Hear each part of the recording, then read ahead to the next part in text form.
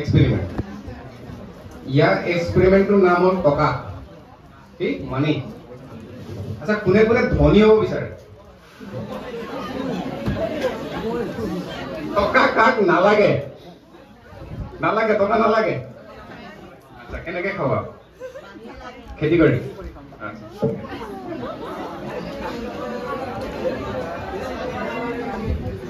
টকা কাক লাগে ধনী হ'ব কোনে কোনে বিচাৰা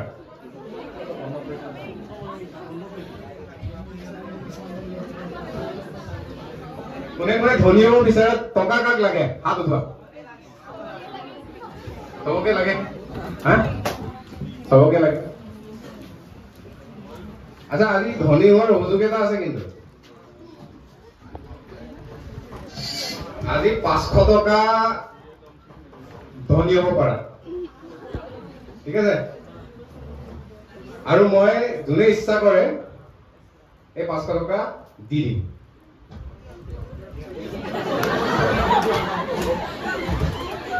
ঠিক আছে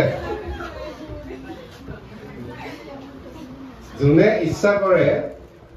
মই 500 টকা দি দিম এতিয়া মোৰ হাতত আছে এতিয়া হ'ব পাৰে তোমালোকৰ পকেটত থাকিব পাৰে ঠিক আছে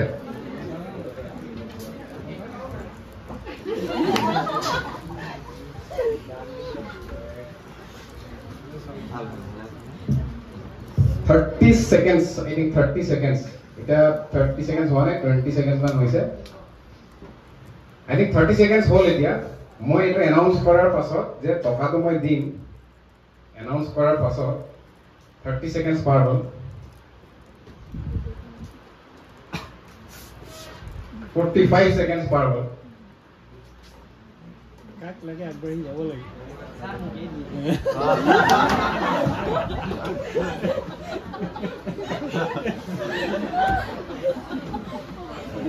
एक मिनिट হবলৈ হৈছে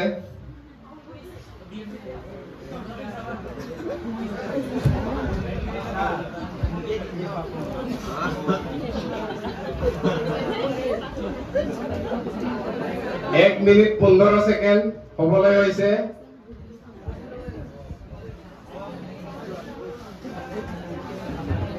দেড় মিনিট হবলৈ হৈছে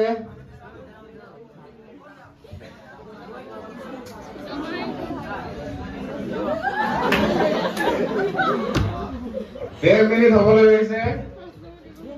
2 মিনিট হবলৈ হৈছে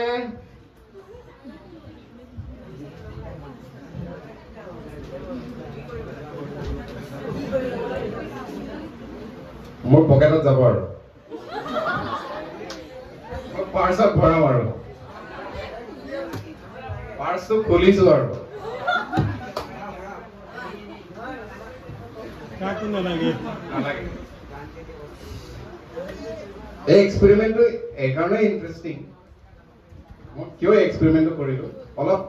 দুটা উদ্দেশ্য আছিল নাম্বাৰ 1 ইজ অলপ টোপনি পৰা জগাব লাগে পইচাই সদায় টোপনি নাইকিয়া কৰে আৰু সকলোকে টকা লাগে হেতু যদি কোনেবা নালাগে বুলি কৈছে এই এনসিসি কৰানে নালাগে বুলি কৈছে দেশৰ কাৰণে মৰিব এই টকা নালাগে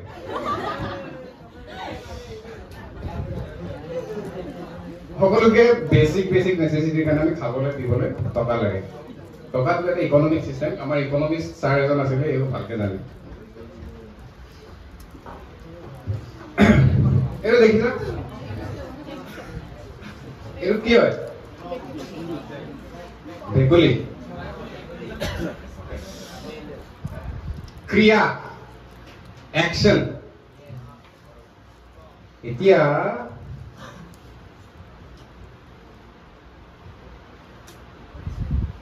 এইটো হল টকা এর টকা এই ভেকুলিটোৱে জিভা মেলাৰ কাৰণে টকাটো পালে মানে তাৰ অৰ্থটো এয়াই যে মই যেতিয়া বুজিলো কোনে কোনে ধনী হ'ব খোজে কাক টকা লাগে সবে হাত উঠালে কিন্তু মই যেতিয়া টকা দিবলৈ গলো কোনো মোৰ হাতৰ পৰা লৈ নগল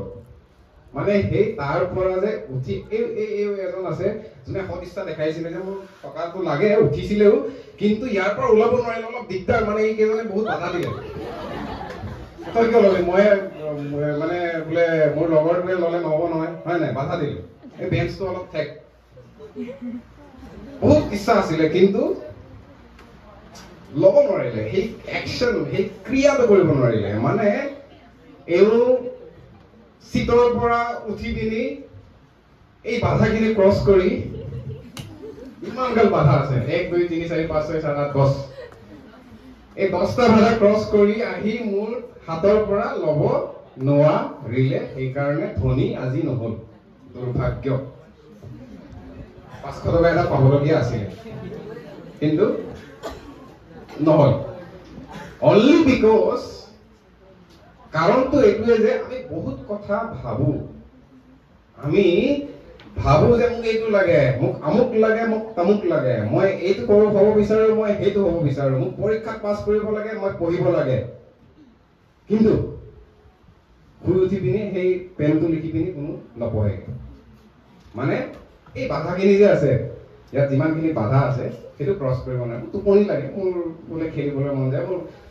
মোৰ বোলে লগৰ এজনে মাতিলে তো সেই কাৰণে ক্ৰিয়া বা action very very very important ঠিক আছে মানে একশ্যন ল'ব লাগিব অকল ভাবিলেই নহ'ব একশ্যন ল'ব লাগিব ক্ৰিয়া কৰিব লাগিব ঠিক আছে ইয়াত কেইজনমান আহি গুচি গ'ল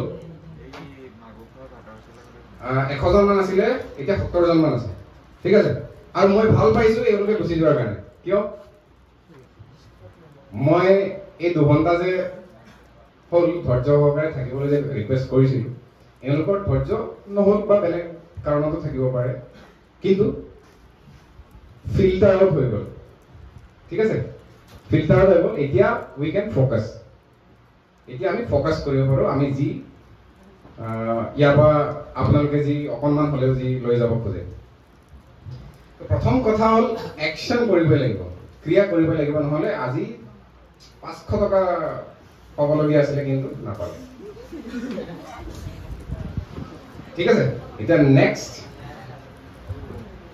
প্ৰেজেণ্টেশ্যনটো হ'ল প্ৰেজেণ্টেশ্যনৰ আৰ্হি হ'ল আমি একশ্যন কৰাৰ আগতে মই যে সুধিছিলোঁ টকা কাক কাক লাগে টকা কাক কাক লাগে সেই ইচ্ছা শক্তি যে টকা কাক কাক লাগে এওঁক নালাগে ঠিক আছে একদম ধুনীয়া এক্সাম্পল হৈ গ'ল মোৰ কাৰণে ঠিক আছে এওঁক নালাগে আৰু বাকী 99% মানুহক লাগে ঠিক আছে তো এওঁক যদি নালাগে এওঁ টকাৰ যদি কয় যে মই টকাৰ কাৰণে ট্ৰাই নকৰোঁ মই টকাৰ কাৰণে চেষ্টাই নকৰোঁ তো এওঁ কেতিয়াও মোৰ হাতৰ পৰা সেই 500 টকা নাপালেহেঁতেন ঠিক আছে কিন্তু 99% মানুহৰ ইচ্ছা আছিলে যে সেই 500 টকাটো লোৱাৰ ঠিক আছে ইচ্ছা আছিলে বা টকা বা ধনী হোৱাৰ ঠিক আছে কিন্তু সেই ইচ্ছাটো প্ৰথমতে যদি নাথাকে তেতিয়া আপোনালোকে সেই টকা পাম যে সেইটো নহ'বই ঠিক আছে প্ৰথমতে ইচ্ছা থাকিব লাগিব তাৰ পিছত একশ্যন ল'ব লাগিব প্ৰথমতে ইচ্ছা তাৰ পিছত একশ্যন মানে প্ৰথমতে ভাবিব লাগিব যে মই এইটো লাগে নে নালাগে মোক লাগে নে নালাগে ঠিক আছে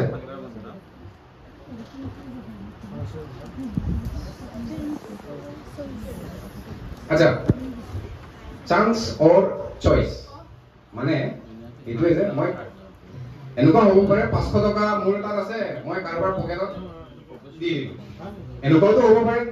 যে 500 টকা মই কাৰোবাৰ পকেটত দি দিলোঁ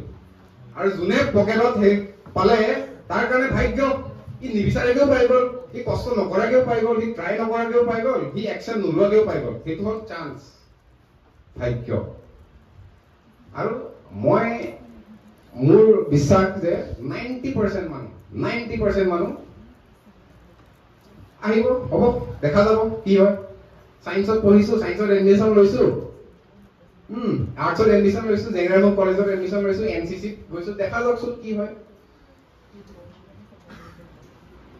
ঠিক আছে চান্সত বিশ্বাস কৰে মানে হ'ব দে ভাগ্যত লিখা আছে যদি পামেই চাগে ঠিক আছে কপালত নাই সেইকাৰণে নাপাওঁ ঠিক আছে তো তেনেকে বুলি ভাবে। কিন্তু আমি আম্বানীৰ পুতেক নহয়, আম্বানীৰ জীয়েক নহয়, যে বাই বাৰ্থ আমি বোলে সেই কোম্পানীৰ CEO হৈ যাম, বোলে সেই কোম্পানীৰ কোটি কোটি টকাৰ মালিক হৈ যাম, তেনেকুৱাটো নহয়। ফৰ আছ, মানে আমি কমন মানুহৰ কাৰণে, আমাৰ নিচিনা মানুহৰ কাৰণে আমি চইচ কৰিব লাগিব।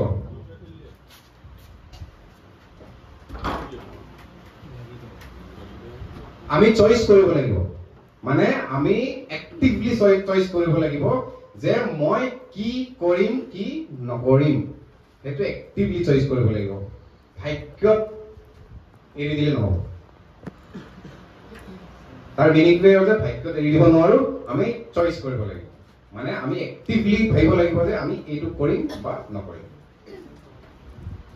আচ্ছা, যদি মই জানো যে চইচ কৰিব লাগে, এতিয়াতো চইচৰ কাৰণে কিমান হাজাৰটা সাগৰ, বহুত চইচ আছে আমাৰ হাতত। মানে মই চাইন্সত যাব পাৰোঁ, আৰ্টছতো মই এছিষ্টেণ্ট প্ৰফেচাৰ হ'ব পাৰোঁ, আৰ্টছতো মই চিভিল চাৰ্ভেণ্ট হ'ব পাৰোঁ, আৰ্টছতো মই বোলে টিচাৰ হ'ব পাৰোঁ, টেট টিচাৰ, মই 3rd গ্ৰেড 4th গ্ৰেড, অসংখ্য ৰাস্তা আছে। মই কোনটো ৰাস্তা লওঁ, অসংখ্য আছে। সেই অসংখ্য ৰাস্তাৰ মাজত আপুনি কেইটামান জাষ্ট ফিউ ৰাস্তা চুজ কৰিব লাগিব। চুজ ৱাইজলি, অলপ বুদ্ধিমত্তাৰে আপোনালোকে চুজ কৰিব লাগিব। কিন্তু বুদ্ধিমত্তা এনেই নাহে নহয়, আহে জানো? মই কেনেকে চুজ কৰিম?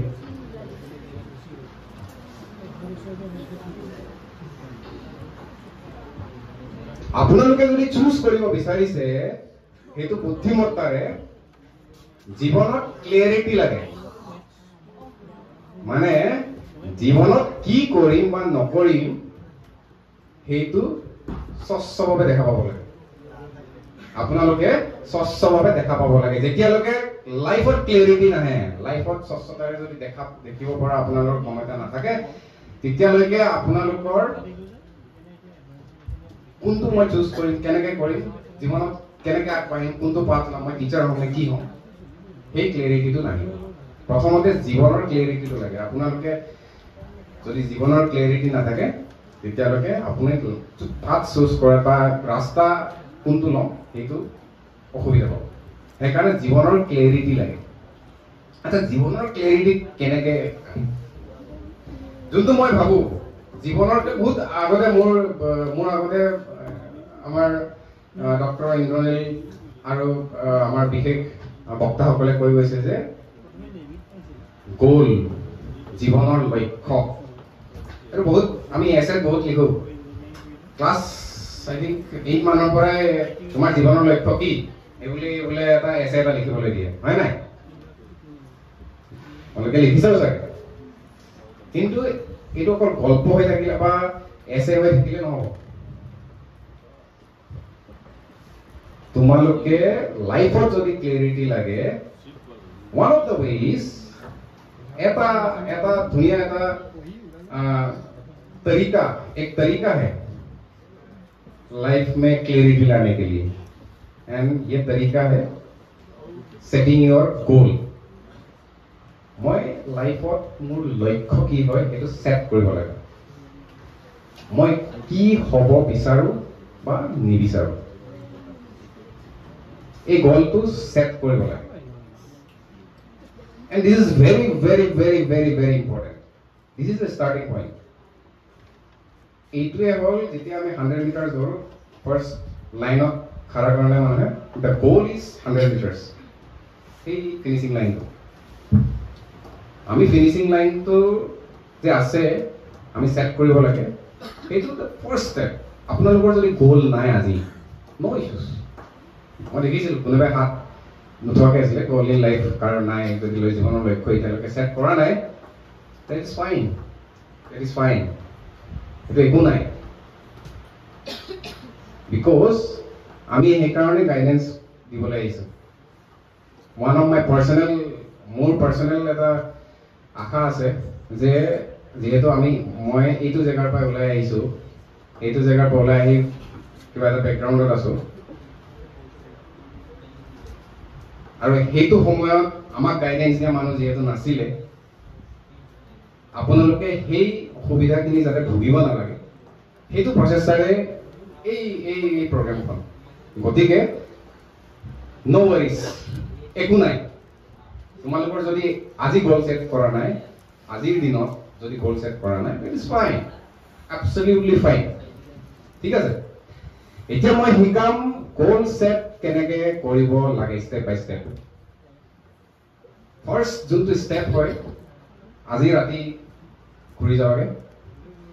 ইয়াত যদি 70জন মানুহ আছে যদি 70টা ষ্টুডেণ্ট আছে আই থিংক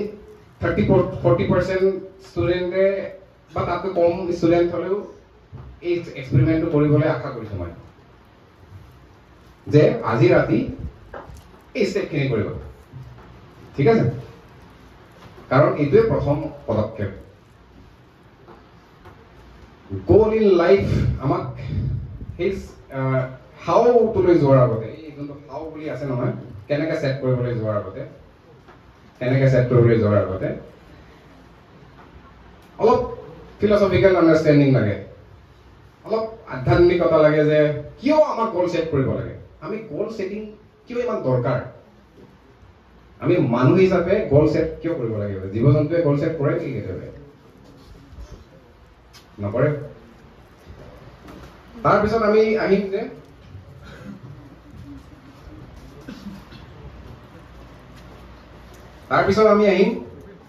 কি গ'ল ছেট কৰিব পাৰোঁ ঠিক আছে স্পেচিয়েলি ক্লাছ 11-12 যোনে আছে আৰু ক্লাছ 9-10 যোনে আছে 8-9-10 আৰু NCC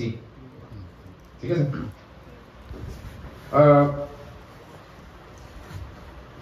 সেইকাৰণে অলপ ফিলচফিকেল যাওঁ যে কিয় আমাক গ'ল লাগে এইবোৰ হ'ল জীৱ জন্তু আৰু এইটো আমাৰ বিকশিত আমি মানুহ ঠিক আছে চৰাই চিৰিকটি জীৱ জন্তু জীৱ অনুজীৱ ভাইৰাছ বেক্টেৰিয়া সকলো প্ৰজাতি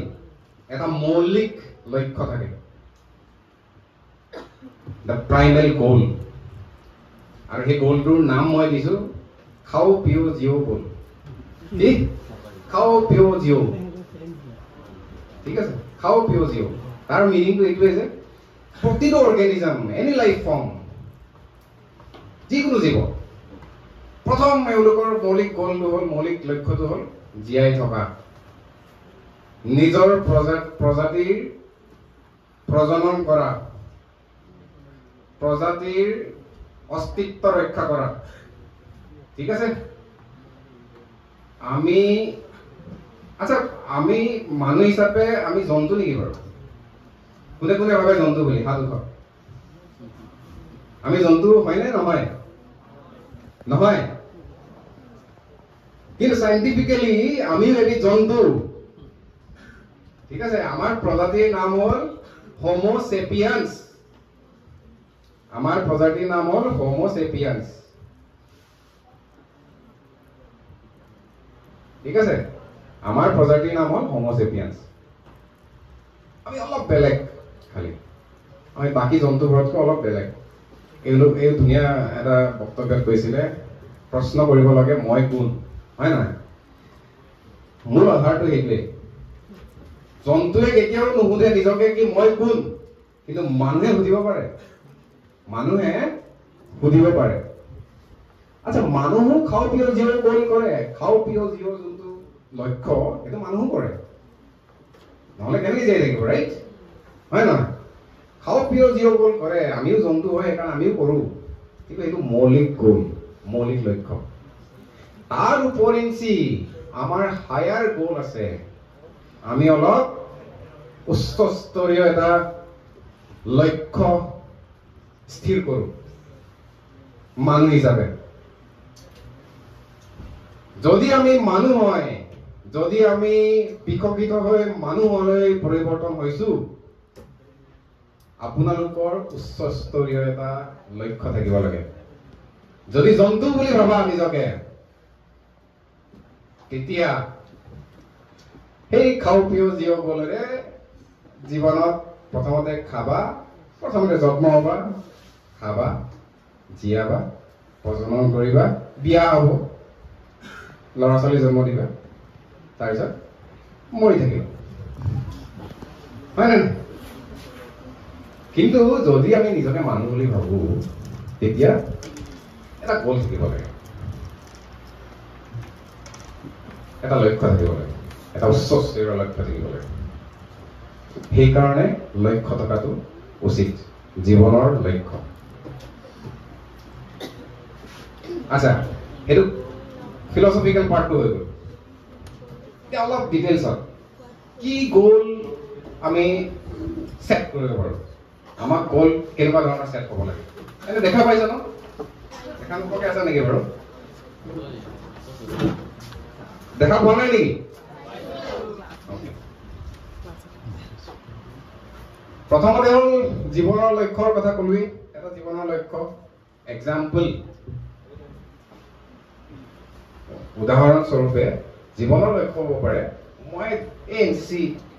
মই বোলে দেশক মোৰ চাৰ্ভিচ দিম, ঠিক আছে, চায়েন্সত থকাখিনিয়ে মই বোলে ধনী হওঁ,